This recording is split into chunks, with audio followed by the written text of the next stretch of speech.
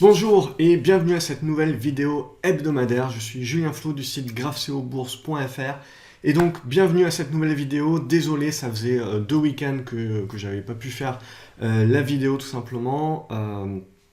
Pas de bonne connexion internet, donc c'était quasiment impossible de le faire. Bon, j'ai essayé de garder le service minimum, hein, si vous l'avez vu, en vous connectant sur le site graphceobourse.fr. J'ai fait avec le service minimum, c'est-à-dire avec des analyses par image et non pas en vidéo. Et si vous ne l'avez pas vu, je vous invite de toute façon à régulièrement venir vous connecter sur le site graphceobourse.fr, puisque c'est là que je partage essentiellement beaucoup d'articles, des analyses, que ce soit sur le CAC 40 ou au jour le jour, et puis aussi en toute transparence ce que je fais moi-même sur mon portefeuille. D'ailleurs, cette semaine, j'aurais mieux fait de m'abstenir parce que il y a des semaines comme ça, il y a des moments où vous avez la bonne analyse, vous avez la bonne vision, et puis il se passe quelque chose, vous êtes dans l'incapacité de mettre en place cette vision-là sur vos ordres.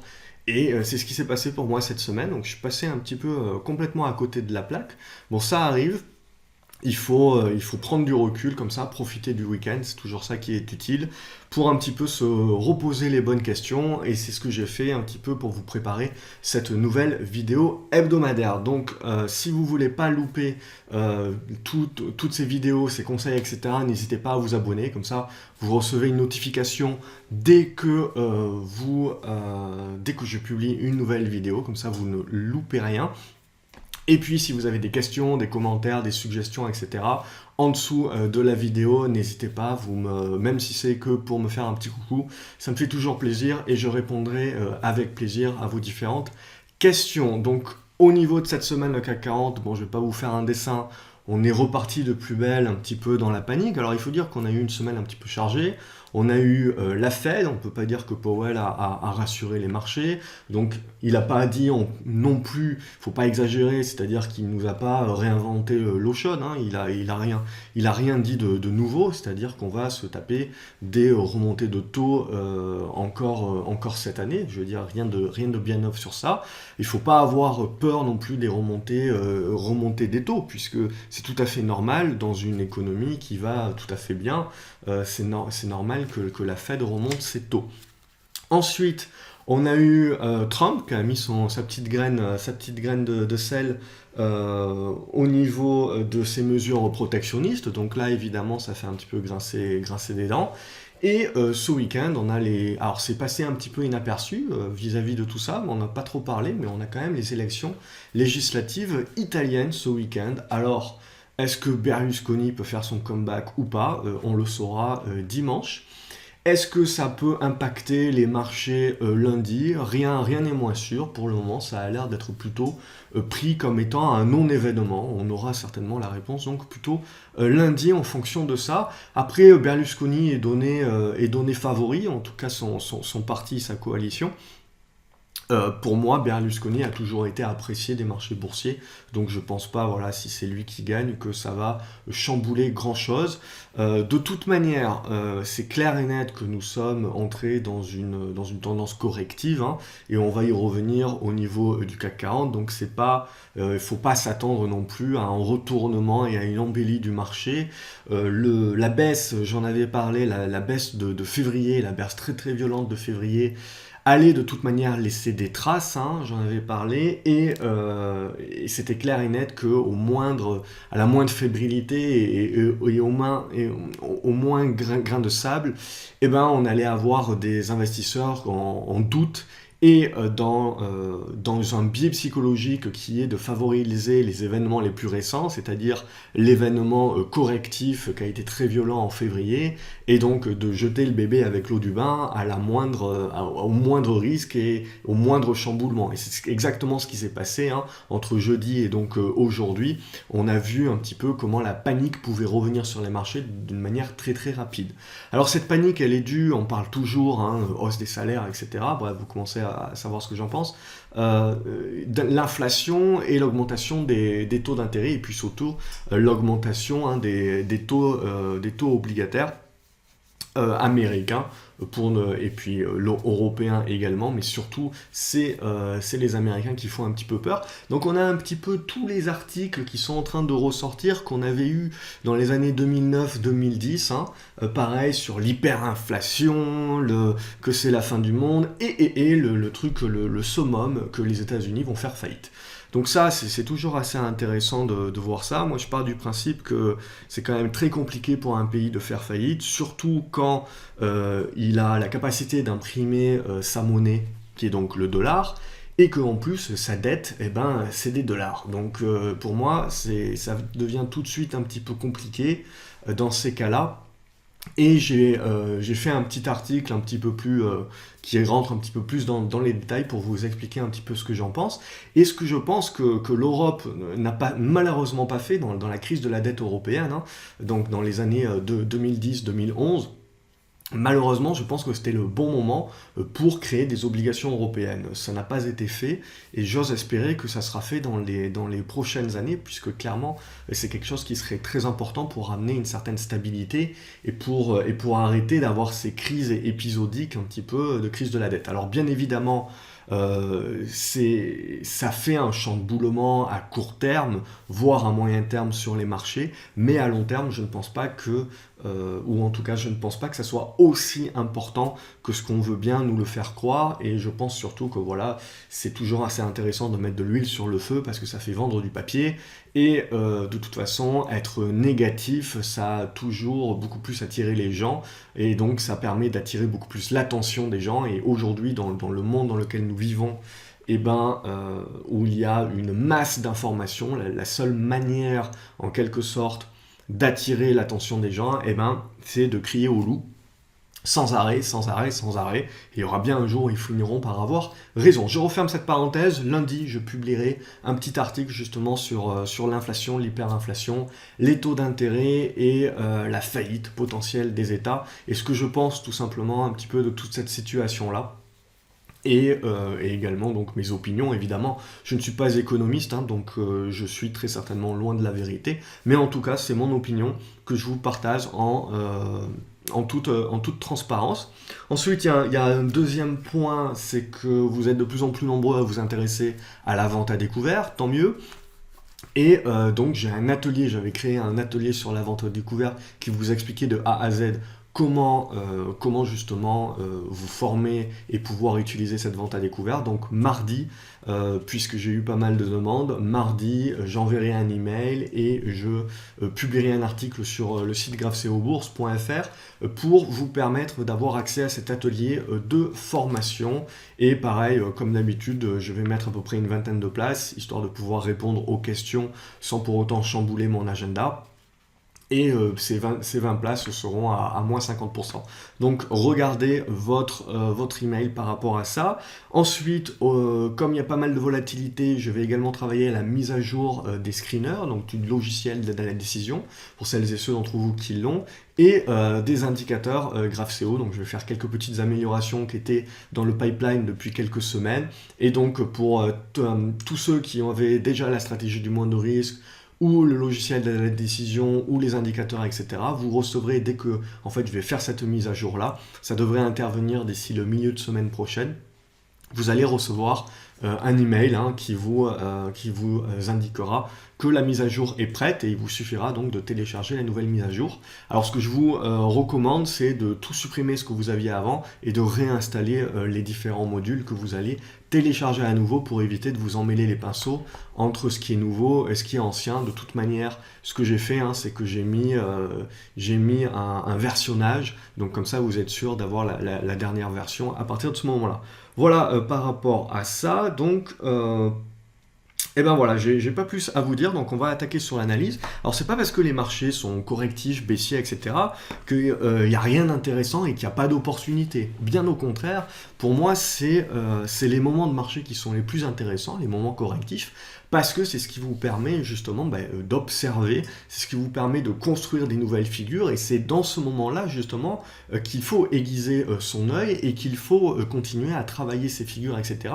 Parce que les figures que vous allez voir maintenant et avec lesquelles vous allez être patient, elles vont finir par vous délivrer des superbes opportunités dans quelques semaines, voire quelques mois. Et donc c'est maintenant en fait que vous devez construire vos analyses qui vous permettront plus tard de prendre des positions moindre risque. Donc ce travail, c'est ce que je fais également dans les vidéos hebdomadaires. Donc vous allez voir, j'ai pas mal de valeurs à vous présenter qui sont pour moi des bons dossiers, certains moins spéculatifs que d'autres, et je vais vous présenter un petit peu mes hypothèses de travail et ce que je vais suivre. Évidemment, je ne suis pas en train de vous dire qu'il faut acheter maintenant, mais je suis en train de vous dire qu'il faut se garder un certain nombre de dossiers sous le coude et il ne faut pas, parce que le marché baisse, il ne faut pas se retirer complètement et ne plus observer les cours et donc louper plus tard des opportunités qui auraient pu être un peu plus évidentes. Donc au niveau du CAC 40, c'est très simple à comprendre, hein.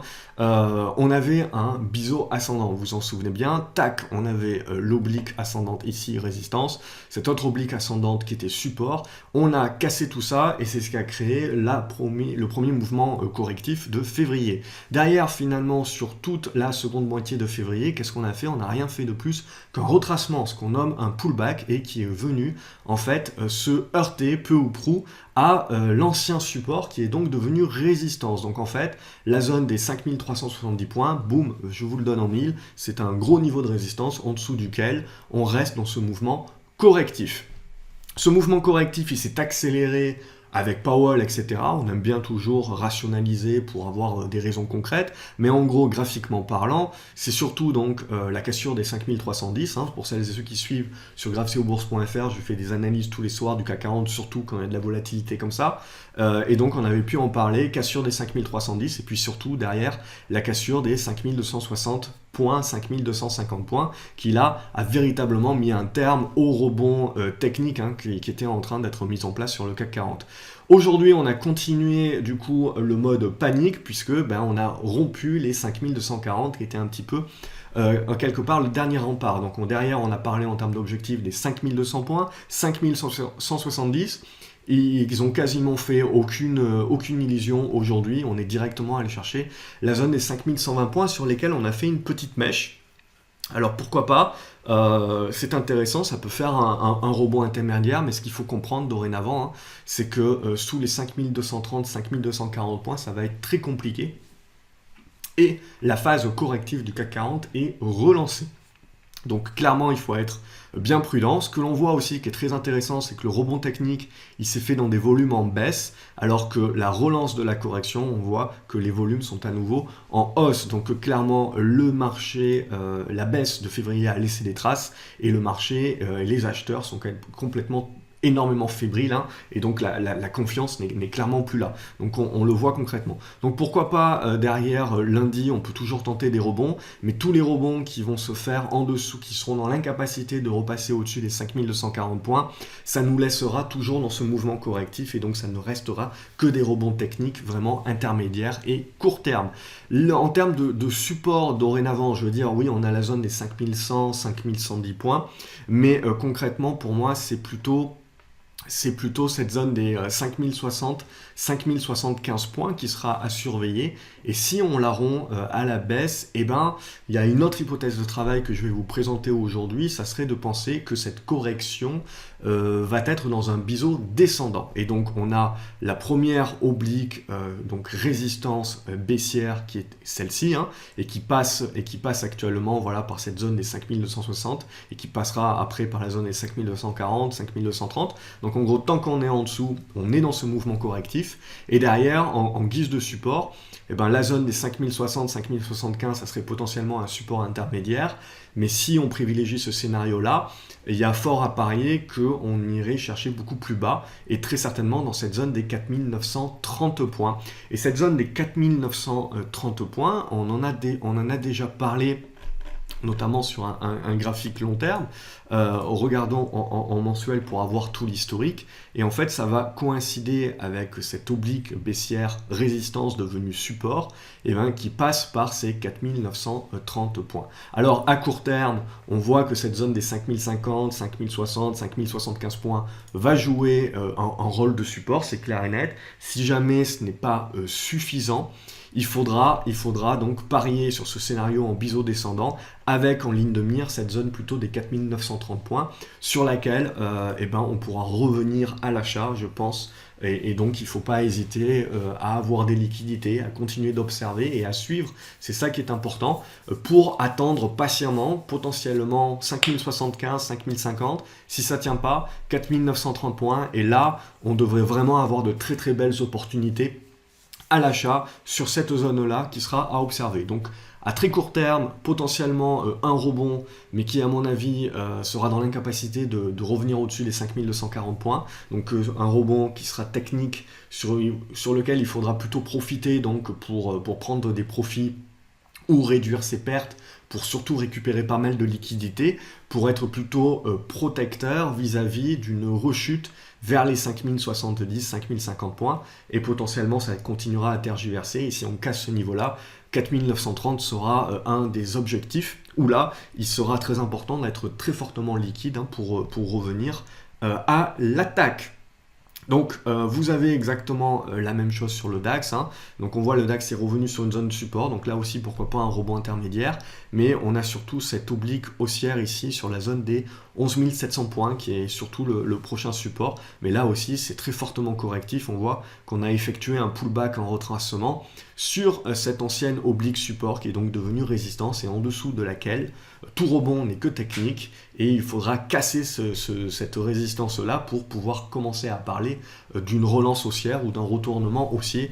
On n'en est pas là, bien évidemment, c'est pas le scénario encore à privilégier. Au niveau du Nasdaq, le Nasdaq, clairement, il nous avait fait son rebond. Finalement, c'était un rebond qui était un petit peu en trompe-l'œil, et donc là, pouf, tout de suite, avec cette confiance du coup qui est vraiment pas là, on n'arrive même pas à tenir cette zone de support des 6700 points. Donc le fait, on va voir la clôture ce soir, mais si on est dans l'incapacité de tenir cette zone des 6700 points, ça voudra dire que le Nasdaq a la capacité d'aller chercher un petit peu plus bas. Pourquoi pas la zone des 6600 points à 6550 points, ce qui devrait nous engager également sur le CAC 40 plutôt vers un objectif donc de test des 5050, 5075 points d'un point de vue intermédiaire. Je vous montre rapidement le stock 50, donc ça c'est les 50 valeurs européennes. Là aussi, on peut le voir que contrairement à des gros indices, etc., là on a cassé les plus bas, de février et on est revenu sur une zone support assez importante. Là aussi, ça peut être favorable à un rebond intermédiaire, mais pareil, on est en correction. Au niveau du Brent, vous n'avez pas de changement. Là aussi, on est dans une phase qui est plutôt corrective. Méfiance, donc si on lâche ces 63 $, on devrait revenir dans cette zone des 60 $, ce qui ne devrait pas arranger nos affaires au niveau des grands indices. Au niveau de l'or, ce qui était intéressant de voir, c'est qu'on est revenu chercher la zone des 1300 $, qui est une zone de support, donc elle tient. Donc on continue à être positif sur l'or, mais ce que l'on constate aussi, c'est qu'on est sur une consolidation sur l'or. Donc on n'a pas réellement une panique, on n'a pas une fuite en avant vers l'or, voire même sur l'euro-dollar, c'est exactement la même chose. On a eu un bon rebond aujourd'hui, mais on reste en dessous d'un certain niveau de résistance. Donc on reste dans une consolidation intermédiaire de court terme, même si à long terme on est positif et on est toujours dans une configuration haussière. Au niveau de l'euro-dollar, on voit que les niveaux support sont sur la zone des 1,2080 et cette zone ici des 1,2180. Tant qu'on est au-dessus, on est dans une simple consolidation qui demeure dans une tendance haussière de long terme. Donc voilà un petit peu ce que l'on peut dire sur les grands indices. Donc on va passer dorénavant aux actions. Alors là, je vais donc Abivax, donc c'est spéculatif bien évidemment, mais ce qui me plaît bien, c'est cette figure en biseau descendant. Ce qui serait intéressant, alors attention au carnet d'ordre, il est assez vide, donc attention à votre taille de position là-dessus. ça reste spéculatif, j'ai une position personnellement, hein, et donc mon objectif, ça serait de casser la zone des 8,20 € pour aller chercher cette zone des 8,60 €. Évidemment, c'est derrière ce qui va m'intéresser, c'est la spéculation éventuelle sur la cassure de ce biseau descendant. Ça viendra très certainement d'une news, hein. Ça reste une biotech, c'est très spéculatif, mais ça fait partie des choses que j'observe et qui pour moi ont des configurations intéressantes. Agrogénération, tiens, ça me fait penser que je ne vous ai pas parlé, c'est pour ça que j'ai sélectionné agrogénération, mais au niveau des indices, je ne vous ai pas parlé de ce retournement haussier qui est en train d'avoir lieu sur le wheat, donc le blé. Vous avez exactement la même chose sur le maïs. Donc ça, c'est plutôt intéressant au niveau des matières premières. On a surtout des matières premières agricoles qui sont en train de mettre en place leur retournement haussier. Donc déjà, en fait, sur tout le mois de février, ça a été le cas. Malheureusement, quand j'étais un petit peu à droite, à gauche, j'ai pas trop fait attention. Mais là, c'est assez intéressant. Et du coup, on a une valeur en France sur le blé. C'est Agrogénération. Et d'ailleurs, Agrogénération, vous voyez, évolue dans un biseau descendant. Et là, alors on n'a pas énormément de volume aussi, faites attention à ça, mais au niveau des indicateurs, etc., on commence à avoir un retournement de tendance qui pourrait se valider sur la cassure des 40 centimes d'euros. On viserait à ce moment-là la zone des 43 centimes d'euros. Et derrière, évidemment, c'est la rupture de cette zone des 43 centimes d'euros qui permettrait de relancer une tendance haussière un petit peu plus long terme. Voilà, ça fait partie des titres aussi qui peuvent, alors ça reste spéculatif, il n'y a pas beaucoup de volume, etc. Mais ça fait partie des titres et des configurations que vous pouvez observer et qui peuvent un petit peu vous permettre de tirer votre épingle du jeu, même dans une période baissière. C'est pas parce que vous êtes dans une période baissière que forcément il faut faire de la vente à découvert ou il faut être complètement liquide. Il y a toujours des actions qui surnagent et il y a toujours des configurations qui sont intéressantes, même dans des périodes baissières.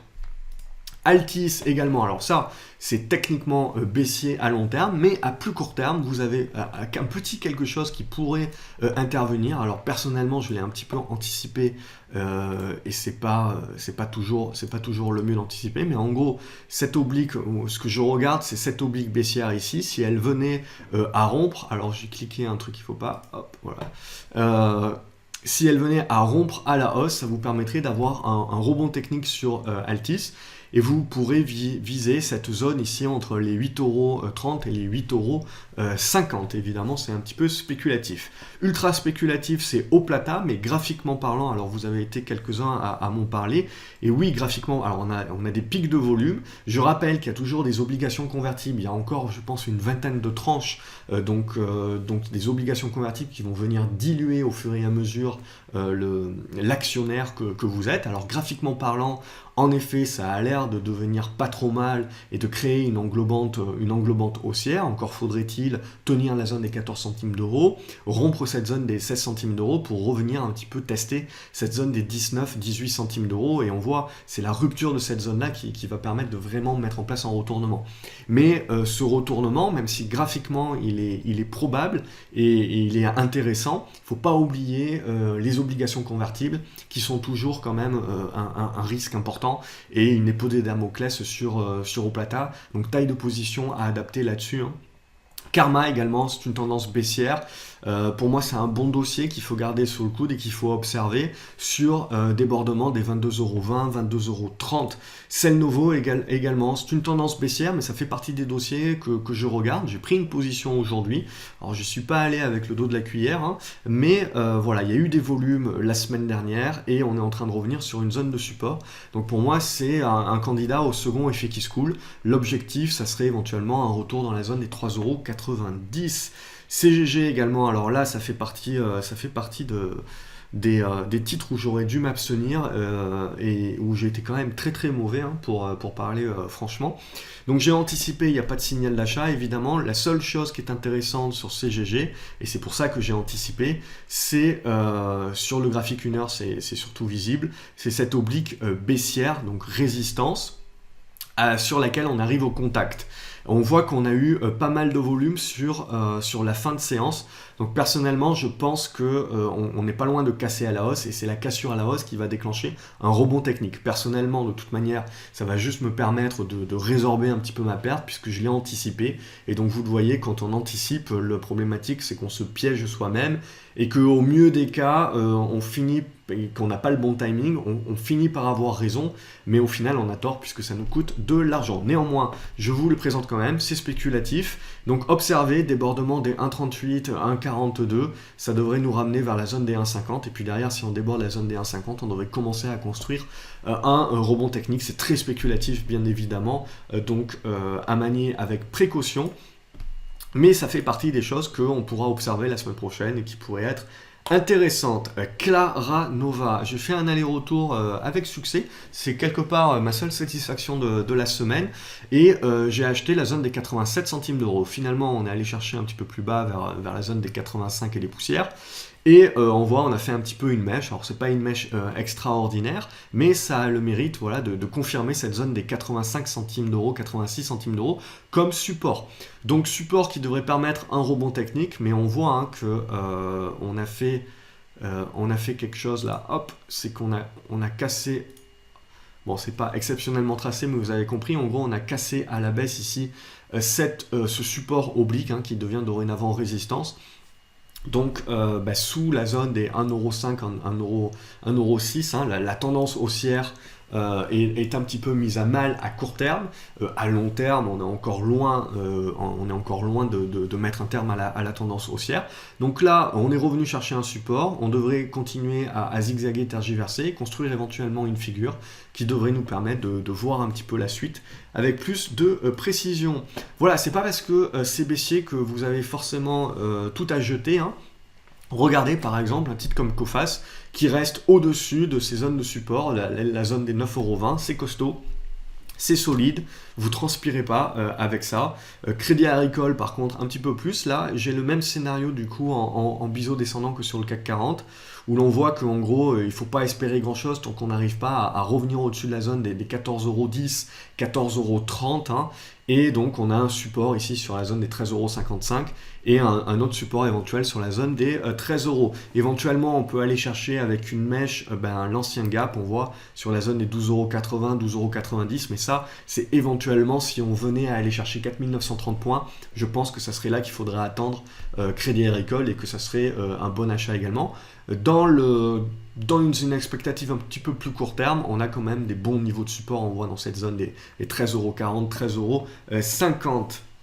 Deinov, ça a été la grosse satisfaction de cette semaine, bravo à vous donc.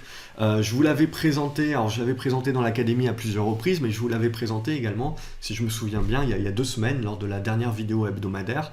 Et donc elle a complètement explosé hein, suite à une news. Vous avez été nombreux à m'envoyer des emails, donc merci à vous, mais surtout bravo à vous d'avoir suivi ce trade-là. Et voilà, j'espère que ça vous permet de passer un bon mois malgré la baisse actuelle. EDF, pareil, on a une conso hein, qui est en train de se mettre en place sur EDF. Pour moi, il n'y a rien de majeur encore pour le moment. On voit qu'on tient bien cette zone de support, 9,90€, etc. Et donc, hop, on est un petit peu voilà, dans ce genre de triangle descendant. Évidemment, c'est la cassure à la hausse qui nous intéresserait pour relancer la tendance haussière sur EDF. Mais rien de dangereux tant qu'on tient cette zone des 9,90€. Egide également, j'attends encore un petit peu comme l'Arlésienne. Et c'est le débordement des 2,60€ hein, qui va nous intéresser pour réellement parler de retournement haussier sur Egide. Attention, il n'y a pas des volumes farfelus non plus. Et Silor également, suite à la validation donc, de sa fusion, qui remonte un petit peu la pente. Et là aussi, c'est une valeur qui est très défensive. On voit au-dessus des 107€, il y a un bon support. Donc c'est pas quelque chose qui va vous rapporter des 100 et des 1000, mais dans une période où vous êtes plutôt incertain, etc., ça peut être une bonne valeur défensive.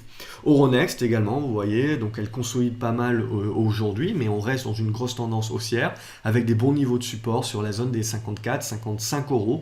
Donc ça aussi, c'est des valeurs qui vous permet d'être plutôt serein quand même. Alors Genfit un petit peu moins serein. Alors ce que j'aime bien ici, c'est le triangle symétrique, hein. Donc on a touché la borne haute et on est en train d'aller chercher la borne basse. Donc personnellement, j'ai conservé ma valeur parce que je crois un petit peu à la valeur, mais bon, je suis quand même sur une grosse moins-value dessus, donc c'était pas la meilleure idée non plus. J'ai pas été réactif cette semaine, clairement. J'ai pas été bon, j'ai pas été clair dans ma tête, malgré une bonne analyse. Et ce que je vous dis, c'est ce que je vous dis souvent, hein, c'est toute la différence entre être un bon analyste et un bon trader. Vous avez de très bons analystes et qui parfois sont de mauvais traders tout le temps, ou parfois sont de mauvais traders et ils passent à côté. C'est dû à plusieurs raisons qui peuvent être personnelles, etc. Mais voilà, faut pas forcer, dans ces cas-là, faut pas forcer le trade, il faut prendre du recul, etc. Et puis se reconcentrer sur les bases. Donc là, Genfit, on a cassé les 23,50 €, ce qui nous a fait lâcher les chevaux et revenir en fait sur cet ancien triangle symétrique dont la cassure à la hausse avait déclenché mon achat. Et donc on est revenu, on a fait une mèche ici et on a sauvé tant bien que mal cette oblique ici. Alors cette zone ici, 22,20 €, 21,40 €, c'est la zone de support à pas casser à la baisse, hein, évidemment, sinon le scénario sera caduc. InPlanet, c'est un candidat au second effet qui se coule. On voit qu'on a quand même énormément de volume sur cette valeur-là, donc pour moi, il n'y a pas de fumée sans feu. Et donc, on a eu la semaine dernière également, alors c'était pas la semaine dernière, c'était mardi, on a eu encore un pic de volume et là, on a une consolidation. Alors, je ne me suis pas encore placé sur la valeur, mais j'y pense sérieusement pour jouer à un second effet qui se coule et très certainement venir tester cette oblique baissière ici qui est aux alentours de la zone des 70 centimes d'euros. Inat Pharma également, c'est baissier à long terme, mais à plus court terme, on évolue dans un triangle symétrique. Donc à observer la cassure de ce triangle symétrique qui devrait pouvoir nous ramener dans cette zone des 5,90 €, 6,40 €. Kerus, vous voyez par exemple, ça c'était une valeur qu'on avait présentée avec cette oblique baissière qui avait été cassée à la hausse. Et là, je veux dire, bon, il n'y a pas énormément de volume, donc on voit qu'il y a une certaine volatilité, mais en gros, ça fait partie des valeurs moindre risque qui vous permettait d'être plutôt serein et plutôt tranquille, hein. Lexibook, là, c'est une tendance baissière, mais pareil, je pense que c'est un candidat au second effet qui se coule, même si pour le moment, ça a du mal à le mettre en place. Alors méfiance, évidemment, si on casse la zone des 1,25, hein, ça sera un scénario caduc, mais à observer, si on repasse au-dessus de la zone des 1,42, 1,43, on devrait avoir cette petite spéculation. Logic Instrument, donc cette semaine, il y a eu un bon pic haussier. Donc bravo à celles et ceux qui ont pu en profiter, puisque en fait on avait présenté cette oblique baissière ici qui avait été débordée, et donc suite on voit un gros pic de volume, etc. Donc ça va être un candidat aussi au deuxième effet qui se coule. Donc il faut observer cette zone des 97-98 centimes d'euros, c'est une bonne zone de support. Neolife également, c'est spéculatif, mais ça commence à se réveiller, on a des bons volumes. À observer le débordement des 42 centimes d'euros. Neopost, là c'est à court terme également. Si vous tenez bien cette zone des 22,80 €, 22,70 €, vous devriez pouvoir valider un rebond un petit peu plus durable sur débordement des 23,70 €, hein. Et là, on pourrait viser éventuellement cette zone ici sur les 24,90 €, 25 €. Nexity, on voit que ça résiste plutôt bien aussi, on voit une grosse zone ici sur la zone des 49,50 € de support. Nicox en train de revenir sur une zone de support très importante à tenir, là aussi pourquoi pas relancer une attaque, mais on voit qu'il faudra déborder cette zone des 9,80 € et a fortiori le niveau des 10,30 €, hein, pour véritablement parler de relance haussière. Nokia, c'est une très belle valeur, je pense, sur laquelle il faut s'intéresser. Alors on a une bonne conso ici qui nous permet de revenir sur un niveau intermédiaire de support. Donc c'est déjà pas mal, mais je pense que pour un portefeuille long terme, il faut suivre Nokia de près, on aura l'occasion d'en reparler. Nirstar a cassé son support des 5,70 €, donc j'ai largué ma position, puis j'ai repris ma position aujourd'hui puisqu'on est revenu sur cette oblique baissière, donc je voulais vous présenter. Alors on l'a un petit peu travaillé, donc il faudra voir si c'est réellement probant pour la semaine prochaine. Mais voilà, on a potentiellement un niveau de support ici, et du coup ça change un petit peu graphiquement la donne, puisqu'on pourrait plutôt le voir comme ceci. Et donc là, hop, je vais supprimer ça. Et donc on pourrait commencer à le voir comme un long comme une longue figure en biseau descendant. Donc c'est loin d'être gagné encore pour Nistar. L'attente peut encore être longue. Orange aussi, donc le rebond a été pas mal. On a la correction dans la lignée du marché. Ce qui est intéressant, voilà, c'est qu'on revient sur une zone de support, sur la zone des 13,70 €, 13,65 €. Donc ça serait intéressant de tenir cette zone-là. Évidemment, on aurait une relance haussière si on arrive à déborder la zone des 14,20 €. OSE Immuno aussi, on a des bons volumes, on est à un bon retour sur support. Donc à observer la semaine prochaine, évidemment, si on a un débordement des 14,10 €, 14,15 €, on devrait avoir une petite spécule là-dessus. Paragon ID aussi, on a une bonne accumulation ici qui est en train de se mettre en place. Attention, il n'y a pas des volumes farfelus non plus, hein. Donc au-dessus des 1,15 €, on va rester positif, mais c'est surtout le débordement des 1,28 € qui devrait lâcher un petit peu les chevaux. Et à ce moment-là, on aurait cette zone des 1,45 € en premier objectif. Paro, là aussi, j'ai pris une position aujourd'hui, j'ai anticipé bien évidemment. Donc c'est une tendance baissière long terme. Mais ce qui m'intéresse, c'est le biseau descendant. Bien évidemment, s'il casse par le bas, on lâchera l'affaire, hein. Mais ce qui va nous intéresser, c'est un petit peu comment le titre va évoluer, donc ces prochaines séances sur la fin de ce biseau descendant. Le débordement des 7,90 € devrait nous permettre d'avoir un rebond vers cette zone des 8,50 € et donc de commencer à construire éventuellement un retournement. On est encore loin, hein, c'est encore une position relativement anticipée. Pixium Vision, je suis en position également. Là aussi, c'est du spéculatif, mais il y a cette oblique ici là, qui m'intéresse énormément, sur laquelle on est en train de revenir. Ça serait important de la tenir. Et puis derrière, hop, on a du coup quelque chose comme ceci là, qui va être important à déborder pour revenir vers cette zone des 3,50 €. Donc là aussi, pour moi, ça fait partie, voilà, il n'y a pas de fumée sans feu, il y a quand même des volumes énormes qui sont arrivés sur fond de news. Donc ça fait partie des dossiers que je continue d'observer. Poxel, c'est exactement la même chose. Là aussi, j'ai à réajuster ma figure pour privilégier un biseau descendant, donc avec une oblique baissière sur la zone des 6,70 € hein, qu'il faudra déborder pour réellement lancer un nouveau signal d'achat. Et donc ce support oblique ici qui nous donne la zone des 5,90 € en support. Donc là on a une zone un petit peu intermédiaire, mais c'est un dossier auquel je continue de croire à long terme. Prodways également, le niveau pivot, c'est cette oblique baissière ici, donc à dépasser cette zone des 4,80 €. On voit qu'on l'a tenté la semaine dernière, on a échoué, et là on est en train de repartir travailler les supports. Donc à continuer d'observer ce débordement. Publicis aussi, c'est plutôt costaud. On est en train de revenir sur une zone des 57 € qui devrait être une zone intéressante de support à observer. Là aussi, c'est une grosse cap, ça peut permettre de patienter sans prendre énormément de risques, hein. Renault aussi, force tranquille, au-dessus des 86 €, c'est positif. Ribert, je sais que vous êtes quelques-uns à la suivre. Le fait d'être revenu au-dessus de la zone des 3,65, 3,70, voilà, c'est à nouveau positif. Si on repasse en dessous, il faudra à nouveau se méfier, mais là, on s'est remis un petit peu dans les starting blocks. Sanofi, on a échoué, on voit sur cette zone des 66 €, donc il faut attendre à nouveau que le titre recommence à construire. Et si on est dans la capacité de redéborder cette zone des 65 €, on devrait refaire une tentative de rebond qui devrait cette fois-ci être un petit peu plus durable, un petit peu plus fort. Mais en attendant, voilà, il faut laisser encore un petit peu, faire tant qu'on n'a pas de signal. Sensorion aussi, un autre biseau descendant qui m'intéresse. C'est pour ça que je garde ma position, même avec une moins-value latente assez importante sur le dossier. Et donc c'est le débordement des 3,25 €, 3,30 € qui va nous intéresser, qui devrait lâcher les chevaux un petit peu, nous faire revenir en premier lieu vers cette zone des 3,80 € à 4,10 €. Ça reste une biotech, ça reste donc dangereux. Taille de position à adapter. Sequana, je me suis laissé un petit peu surprendre, j'ai pris position parce que vous êtes dans un biseau descendant, vous avez compris maintenant que c'est une figure de prédilection. Alors c'est une figure, quand on achète à l'intérieur de la figure, on prend nécessairement un risque, hein, puisqu'on anticipe. Maintenant, voilà, moi j'ai la profondeur de portefeuille et j'ai l'historique de gain qui me permet de me faire plaisir quelque part et d'anticiper. Je déconseille et je ne recommande pas aux personnes qui sont encore pas en train d'investir que leur gain, mais encore en train d'investir leur capital propre, d'anticiper comme ceci, hein. C'est un risque trop important à prendre quand vous êtes au début de la gestion de votre portefeuille, etc.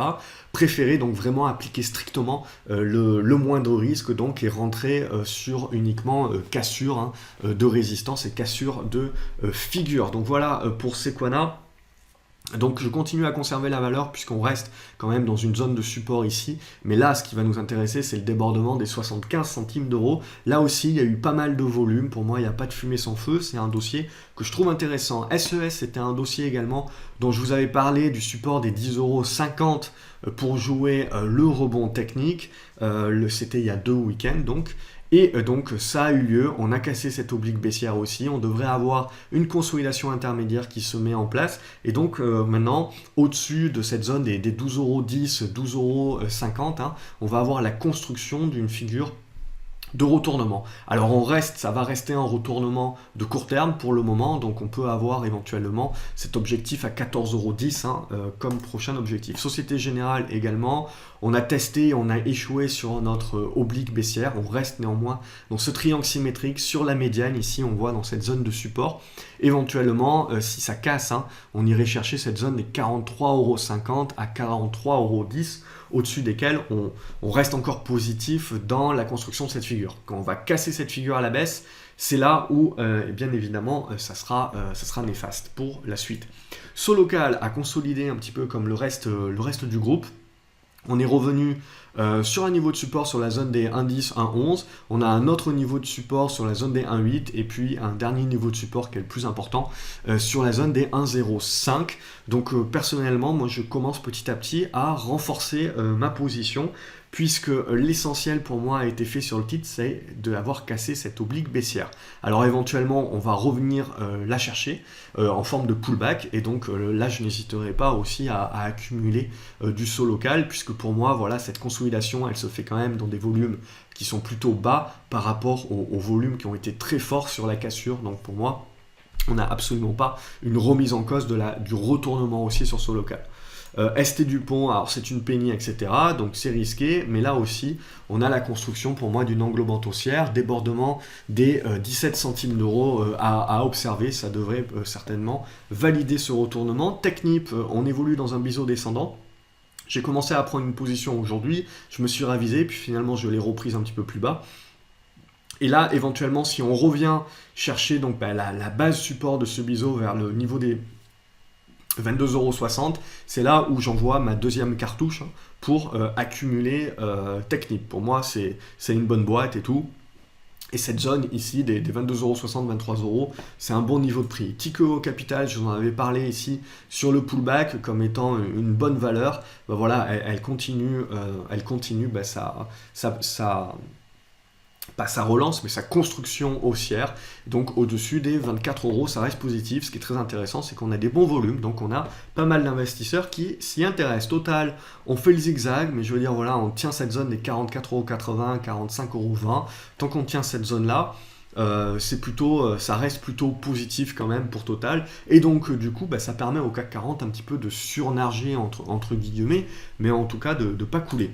Et Vallourec, donc pour terminer, là aussi ça fait partie des dossiers que je suis pour du long terme. Alors on a bien rebondi sur cette zone des 4,30 €, on voit qu'on a un solide niveau de support, et derrière on a échoué donc à casser cette oblique baissière ici, mais je pense que ce n'est que partie remise, surtout à la vue des volumes. Donc sur consolidation, ça fait partie des valeurs qui vont m'intéresser pour la semaine prochaine, pour me positionner. Voilà ce que l'on pouvait dire un petit peu cette semaine. Donc vous voyez que c'est pas parce qu'on est dans un marché baissier, alors certes il faut être prudent, etc., il y a beaucoup plus de déchets, mais il faut être encore plus observateur et donc préparer vos figures, vos scénarios, vos hypothèses de travail pour pouvoir être prêt. Quand va venir le moment de repasser à l'achat, vous serez prêt, vous aurez vu tout ça en place et vos plans de trading seront en place. Donc c'est ça qui est important. C'est pas parce que le marché est baissier qu'il n'y a plus rien à faire, il n'y a plus d'opportunités et en gros il faut vous rouler les pouces. Bien au contraire, c'est le moment qui doit être le plus actif pour vous puisque c'est un moment d'observation et de préparation, d'analyse, etc. pour la suite. Donc derrière aussi mardi, pour celles et ceux qui veulent faire de la vente à découvert, atelier de formation que je relance mardi matin, donc je vous enverrai un email pour ça. Lundi, pour celles et ceux que ça intéresse, sur gravecobourse.fr, je publierai mon article sur un petit peu ma pensée par rapport à tout ce qui tourne autour de l'inflation. Et puis donc, je vous souhaite un agréable week-end. Hein. Prenez du temps un petit peu pour faire le point sur vos graphiques. C'est toujours important de prendre un petit peu du recul. Abonnez-vous à la chaîne YouTube, comme ça vous loupez aucune prochaine vidéo. Je vais continuer, si j'ai un petit peu le temps, si les marchés sont pas volatiles aussi à fond, je vais continuer de vous faire des petites vidéos de conseils comme ça pendant la semaine, pour vous aider, pour vous donner des petits trucs et astuces comme ça. Ça a l'air de vous plaire. Et donc voilà, c'est un petit peu tout ce que j'avais à vous dire. Les mises à jour des screeners aussi, dès que ça sera prêt, vous recevrez un email. Donc vous n'avez pas à vous inquiéter. Donc voilà, je referme la parenthèse. N'hésitez pas, si vous avez des questions, des commentaires, ou même des actions, parce qu'il est clair et net que je ne peux pas tout suivre, hein, donc c'est pas parce que je ne parle pas d'une valeur que c'est pas une opportunité ou qu'il n'y a pas une figure intéressante. Donc n'hésitez pas, voilà, si vous voyez quelque chose d'intéressant, de le publier en commentaire aussi, ça aide toute la communauté. Et puis de partager vos avis économiques, vos opinions, etc. N'hésitez pas, hein. C'est comme ça qu'on construit et qu'on s'entraide et puis qu'on s'améliore. Et qu'on apprend. Donc passez un agréable week-end et donc à lundi sur graphcobourse.fr. Salut les graphes!